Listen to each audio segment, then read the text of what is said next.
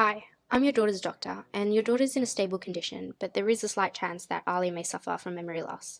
How could this happen?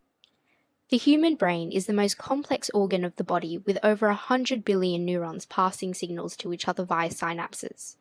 The pattern and strength of the connections between the neurons are constantly changing, and it is in these changing connections that memories are stored. Memories involve the ability to both preserve and recover information we learned or experienced. The three main processes involved in memory are encoding, storage, and retrieval. There are three main types of memory: sensory memory that lasts for a fraction of a second, short-term memory, which is in the information that is held in our minds for a very short period of time before it is either dismissed or transferred to long-term memory. Working memory, which is a subpart of short-term memory applied to cognitive tasks that temporarily stores, organizes, and manipulates information. Long-term memory, which is our brain's system for storing, managing, and retrieving information. Amongst the long-term memory itself, there are three main distinctions. Implicit memory is the information that is remembered unconsciously and effortlessly, and explicit memory is conscious, intentional remembering of information.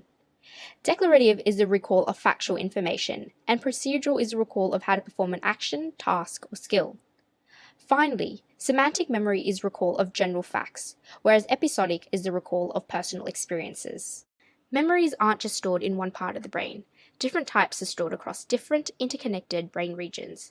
For example, explicit memories are related to three important areas of the brain: the hippocampus, the neocortex, and the amygdala, whereas implicit memories, such as motor memories, rely on the basal ganglia and the cerebellum. Short-term working memory relies most heavily on the prefrontal cortex. After such an incident, trauma can cause damage to the specific brain areas due to the bleeding in the vessels and the bruising of the brain tissue. In addition, the rapid movement of the brain can stretch and injure the neuronal axons that are the long thread-like arms of the nerve cells in the brain that link cells to one another, and hence link various parts of the brain to each other and to the human body.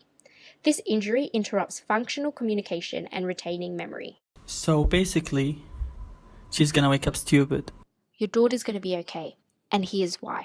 So now you know how the brain functions to store the memories and how it could potentially be compromised, just like your daughter's situation.